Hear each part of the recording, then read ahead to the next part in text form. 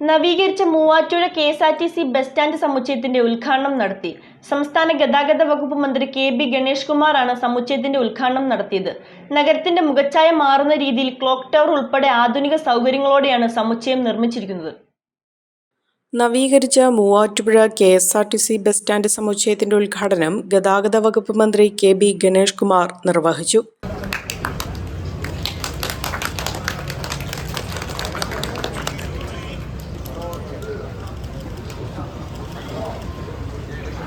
ഉദ്ഘാടനം ഇവിടെ നിർവഹിക്കുകയാണ്.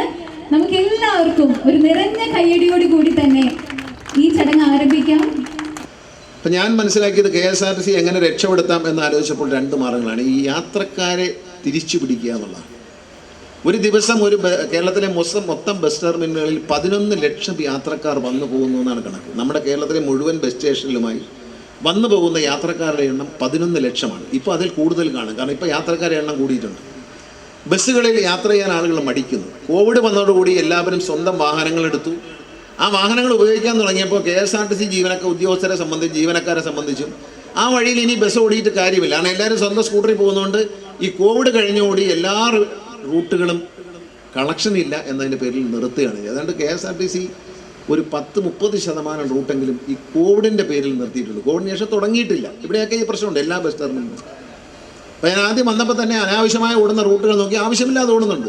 ഒറ്റ ദിവസം എല്ലാ ഡിപ്പോയിൽ നിന്നും ഉദ്യോഗസ്ഥരെ ഓരോ ദിവസവും വിളിച്ച് വരുത്തി സംസാരിച്ച് ഒരു ദിവസം 3-4 ഡിപ്പോയിലെ ആളെ വരുത്തി നേരിട്ട് ഞാൻ തന്നെ സംസാരിച്ചിട്ട് 84,000 കിലോമീറ്റർ വെട്ടിക്കണം. 84,000 കിലോമീറ്റർ വെറുതെ നഷ്ടത്തിൽ ഓടുന്ന 84,000 കിലോമീറ്റർ വെട്ടി. അവിടെ ആദിവാസി മേഖലകളായ മലയോര പ്രദേശം അതിൽ ഉൾപ്പെട്ടില്ല. കുട്ടികൾ കോളേജ് കുട്ടികളും സ്കൂൾ കുട്ടികളും പോകുന്ന ബസ്സുകളുടെ കൺസെഷനുള്ള സ്ഥലങ്ങളും വെട്ടിമാറ്റിയില്ല. ഇത് രണ്ടും ഒഴിവാക്കിയിട്ട് ഞാൻ തന്നെ 84,000 കിലോമീറ്റർ വെട്ടിമാറ്റി. ഇതിൻ്റെ ഒരു പരിഷ്കരണം. ആദ്യം ഇതിനെ ഒന്ന് ചെറുതാക്കുക, പിന്നെ വലുതാക്കുക. ഇതാണ് പ്ലാൻ. ഡൗൺ സൈസ് ചെയ്യാൻ തീരുമാനിച്ചു. അങ്ങനെ ഞാൻ നോക്കിയപ്പോൾ ഈ കെട്ടിടങ്ങളെല്ലാം തീരാ കിടക്കണം. അപ്പോൾ യാത്രക്കാർക്ക് എന്താണ് വേണ്ടത്? നല്ല സൗകര്യമുള്ള ബസ്സുകൾ, സമയത്തിന് വരുന്ന ബസ്സുകൾ. പിന്നെ ബസ്സിലായാലും ട്രെയിനിലായാലും പ്ലെയിനിലായാലും നമുക്ക് അത്യന്താപേക്ഷിത ഒരു കാര്യമുണ്ട്, കാത്തിരിപ്പാണ്. കാത്തിരിപ്പിന് ഏറ്റവും അനുയോജ്യമായ സ്ഥലം വേണം. മാത്രമല്ല ആ കാത്തിരിപ്പിൽ പ്രധാനമായി വേണ്ടത് ടോയ്ലറ്റാണ്. ദീർഘദൂരം യാത്ര ചെയ്തു വരുന്ന പുരുഷന്മാർക്കും സ്ത്രീകൾക്കും, പ്രത്യേകിച്ച് സ്ത്രീകൾക്ക് നല്ല വൃത്തിയുള്ള ടോയ്ലറ്റ് ഉണ്ടെങ്കിലേ ഈ സ്ഥാനത്തിൽ യാത്ര ചെയ്യാൻ പറ്റൂ. അല്ലെങ്കിൽ ഇത് ഒഴിവാക്കുക എന്നുള്ളതല്ല അവർക്ക് വേറെ മാർഗ്ഗമില്ല. പുരുഷന്മാർക്ക് വേണമെങ്കിൽ ആ ആലിനപ്പുറത്തോട്ട് മാറി നിൽക്കാം. അതുപോലെയല്ല സ്ത്രീകളുടെ കാര്യം അവർക്ക് നല്ല സൗകര്യപ്രദമായ ടോയ്ലറ്റ് അത്യന്താപേക്ഷിതമാണ് എന്നെനിക്ക് മനസ്സിലായി. നഗരത്തിന്റെ മുഖച്ഛായ മാറ്റുന്ന രീതിയിൽ ക്ലോക്ക് ടവർ ഉൾപ്പെടെയുള്ള ആധുനിക സൗകര്യങ്ങളോടെയാണ് സമുച്ചയം നിർമ്മിച്ചിരിക്കുന്നത്. കേരളത്തിലുടനീളം KSRTC വലിയ മാറ്റത്തിന്റെ പാതയിലാണെന്നും പുതിയതായി വിവിധ തരത്തിലുള്ള ലക്ഷറി AC ബസ്സുകൾ പുറത്തിറക്കുകയാണെന്നും ഒരു ഫ്ലൈറ്റിൽ ലഭിക്കുന്ന എല്ലാ കംഫർട്ടുകളോടും കൂടിയുള്ള 2 പുതിയ ബസ്സുകൾ സംസ്ഥാനത്ത് പുറത്തിറക്കുകയാണെന്നും മന്ത്രി പറഞ്ഞു. MLA നൽകിയ നിവേദനത്തിന്റെ അടിസ്ഥാനത്തിൽ പുതിയതായി 3 ബസ് സർവീസുകളും മൂവാറ്റുപുഴയ്ക്കായി മന്ത്രി അനുവദിച്ചു. മാത്യു കുഴൽനാടൻ MLAയുടെ 2023-24 ആസ്തി വികസന ഫണ്ടിൽ നിന്നും 4,25 ലക്ഷം രൂപ വിനിയോഗിച്ചാണ് സമുച്ചയത്തിന്റെ നവീകരണ പ്രവർത്തനങ്ങൾ പൂർത്തിയാക്കിയത്. പദ്ധതിയുടെ നിർമ്മാണ ചുമതല പൊതുമരാമത്ത് വകുപ്പ് കെട്ടിട വിഭാഗത്തിനായിരുന്നു. യാത്രികർക്കായി ആധുനിക കാത്തിരിപ്പ് കേന്ദ്രം, പുതിയ ഓഫീസ് മുറികൾ, വാഷ് ഏരിയയോടുകൂടിയ ശുചിമുറികൾ എന്നിവയും ഒരുക്കിയിട്ടുണ്ട്.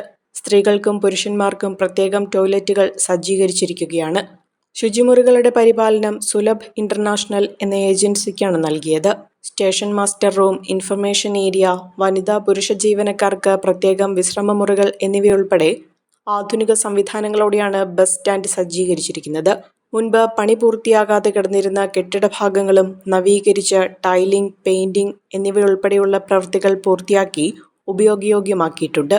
ബസ് സ്റ്റാൻഡിന്റെ സുരക്ഷ ഉറപ്പാക്കുന്നതിനായി സമുച്ചയത്തിനും പരിസരങ്ങളിലും 48 CCTV ക്യാമറകൾ സ്ഥാപിച്ചിട്ടുണ്ട്. കൂടാതെ യാത്രികർക്കും ജീവനക്കാർക്കും പൊതുജനങ്ങൾക്കും ഉപയോഗിക്കാവുന്ന കോഫി ഷോപ്പും ഭക്ഷണശാലയും പദ്ധതിയുടെ ഭാഗമായി ഒരുക്കിയിട്ടുണ്ട്. നഗര റോഡ് വികസനവും KSRTC സമുച്ചയ നവീകരണവും പൂർത്തിയായതോടെ മൂവാറ്റുപുഴ നഗരത്തിന്റെ അടിസ്ഥാന സൗകര്യ വികസനത്തിന് പുതിയ മുന്നേറ്റമാകുമെന്ന് MLA പറഞ്ഞു. മാത്യു കുഴൽനാടൻ MLA ചടങ്ങിൽ അധ്യക്ഷത വഹിച്ചു.